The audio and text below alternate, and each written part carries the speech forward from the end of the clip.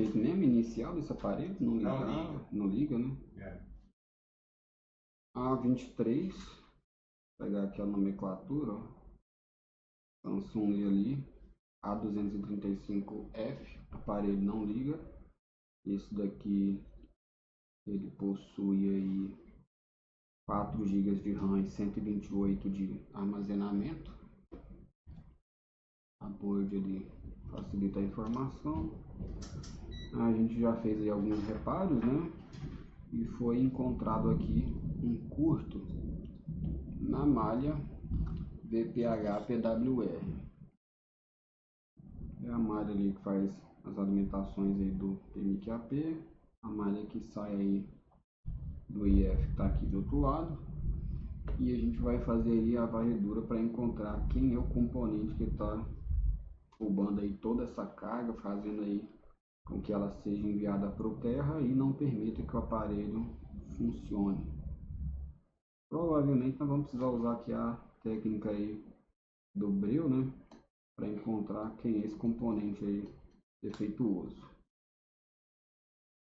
Só mostrar aqui para confirmar, aproveitar desse lado aqui, pegar aqui o multímetro, colocar aqui na escala de condução reversa.